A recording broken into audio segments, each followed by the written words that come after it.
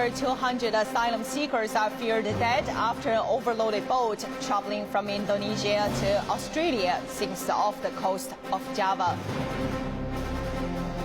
Rescue work continues in the Philippines, where more than 650 people are dead from the flooding that devastated much of the south. Round 2. 550 Palestinian prisoners are released in the final phase of a prisoner swap deal with Israel. And the violence continues. 3 days of clashes in Egypt leave 10 dead and more than 500 wounded in Cairo.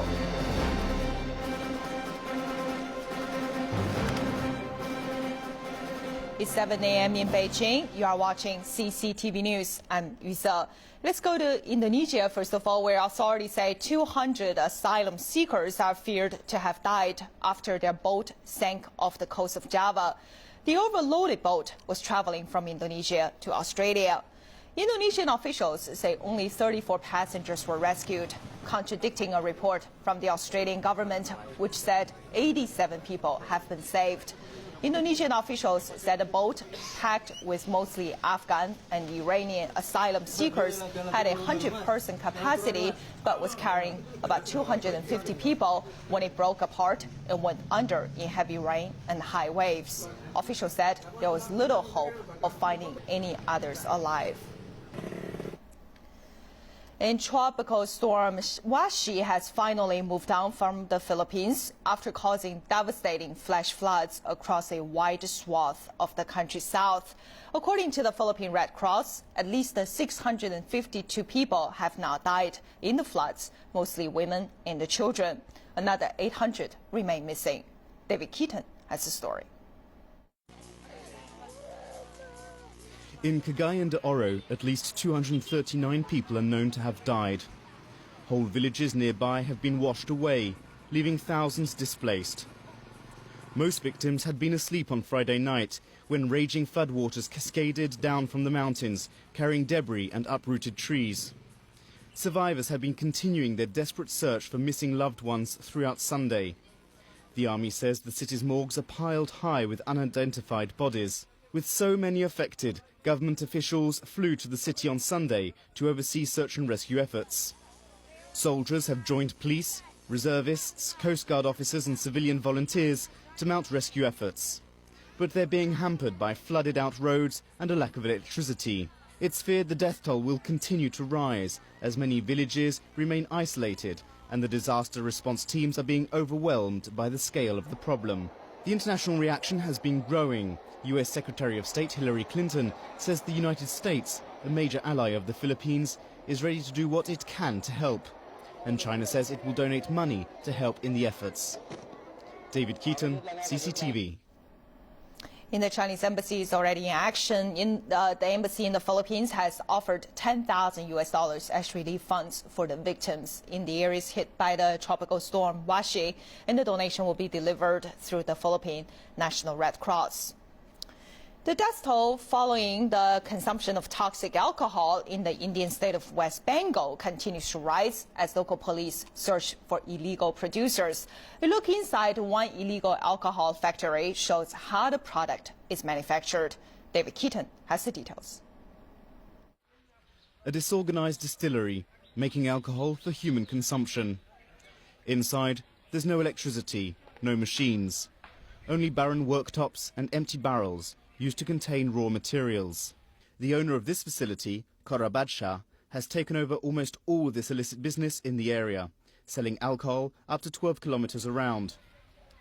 Local residents say they knew the facility was a distillery, but claim they thought it was legal. This distillery has operated for over 10 years. According to local media, the producer owns several production centers and employs over 500 people. But they say he's so influential that local police and high-ranking officials are among his friends. His illegal business had once been reported to the local government, but no action was taken against him. Next to the factory, a small railway line carries the beverages to dozens of neighbouring villages. Amidst the recent scandal, local residents all say they hope the government can take measures to stop the production of illegal alcohol. But officially approved alcohol is too costly for most people here. This gives producers a strong financial incentive to continue their illegal activity and makes it harder for the government to close these facilities once and for all. David Keaton, CCTV. And according to Indian's ZTV, business for illegal alcohol dealers is still thriving. The toxic beverage can still be bought in some villages and towns. With no electricity in most Indian villages, not to mention televisions, drinking has soared among the lower class. For many, it has even become an addiction. An Indian official says the government should do something harsh following the incident. And an oil drilling platform has capsized in the Sea of Okhotsk off Russia's east coast, leaving 4 workers confirmed dead and 49 still missing.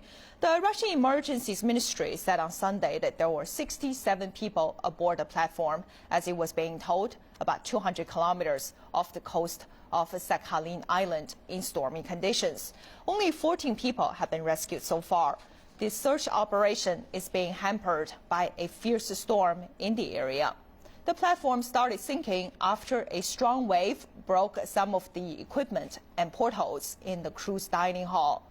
But an early investigation says it might also be due to a breach of safety regulations. There are no reports of environmental damage.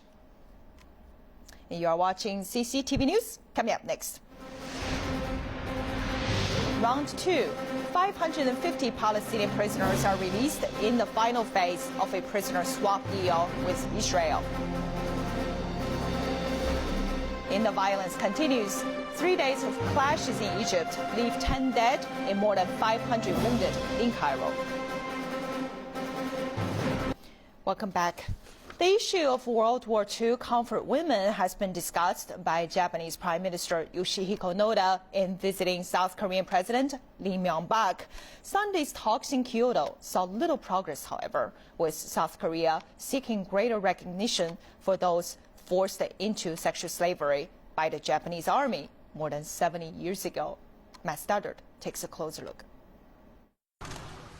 A beautiful historic site, but big differences on an ugly part of history.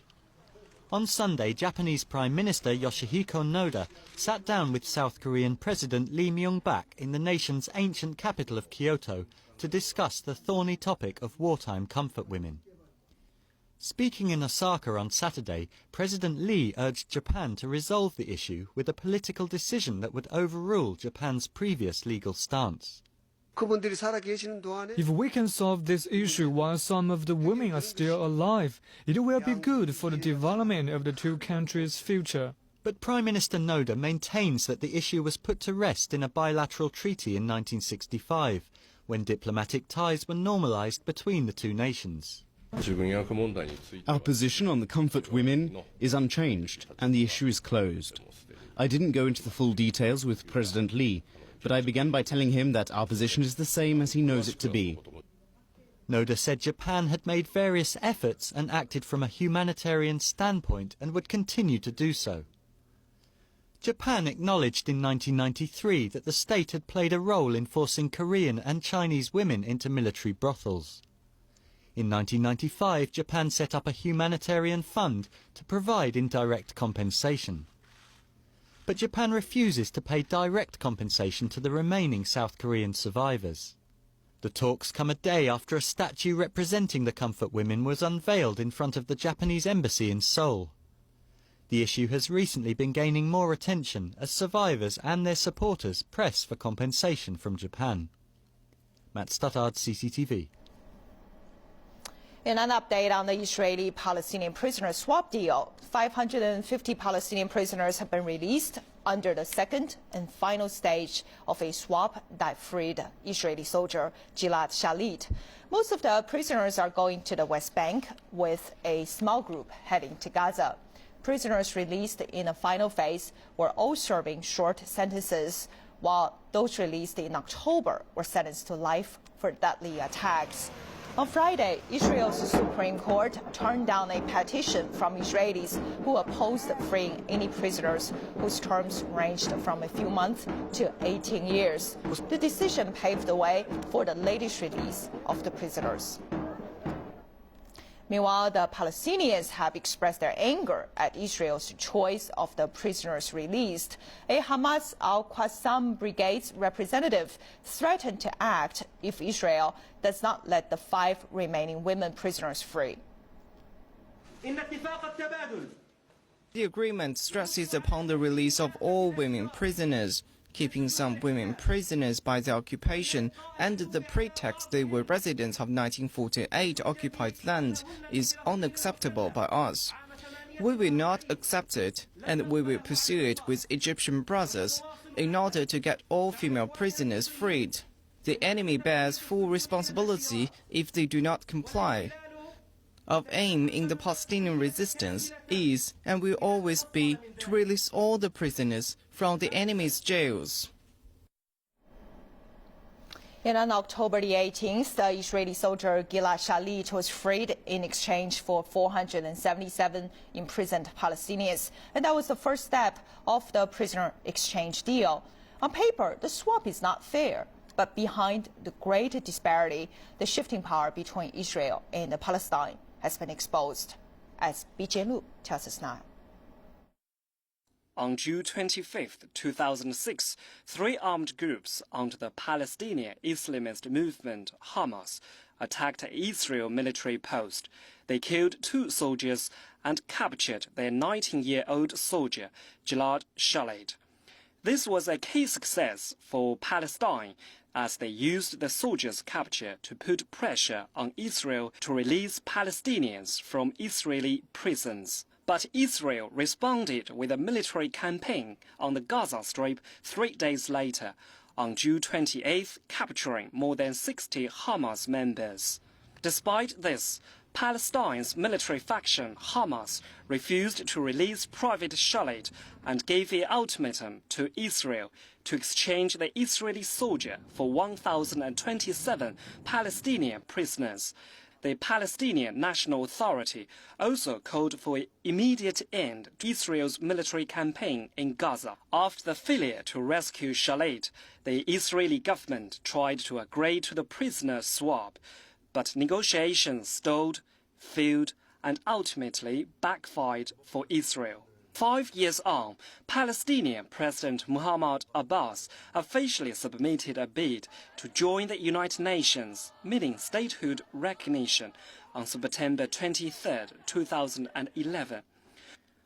Following that, the Middle East Quartet proposed to restart negotiations between the Palestinians and Israel with a review deadline of 6 months.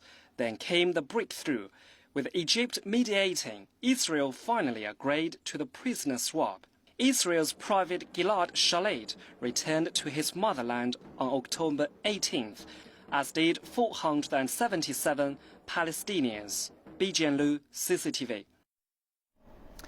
In clashes between the protesters and the security forces in downtown Cairo continued for a 3rd consecutive day on Sunday as reports of casualties escalated. Rocks and Molotov cocktails flew during violent clashes, injuring nearly 60 members of the security forces. Several newly elected lawmakers and religious leaders tried to negotiate a truce between protesters and the security forces, but failed. They were asked to leave. At least 10 protesters have been killed and more than 500 others wounded during 3 days of violence, according to the health ministry. Activists say most of the 10 fatalities died from gunshot wounds. The violence on Cairo streets, the second flare-up in less than a month, has overshadowed ongoing multi-stage elections for parliament, which Islamist parties are on course to win. In Egypt, 2 major Islamist parties have said that they have won 3/4 of the ballots cast in the second round of a multi-stage parliamentary election. The Muslim Brotherhood's Freedom and Justice Party said it won 39% of the votes in the party lists, with no outright winner for their individual candidates, who will face a runoff on Wednesday. The conservative Salafi al-Noor party said it won 35% of the ballots cast for the lists. An official breakdown of the votes has yet to be announced. Meanwhile, the country's electoral commission says the second round of election saw a 67% of voter turnout. The final round of voting will take place next month in 9 of Egypt's 27 provinces. And foreign ministers and delegates from the Gulf Cooperation Council have gathered to prepare for a summit that is expected to renew the calls for Syria to sign the Arab League's peace plan to end the violent crackdowns on the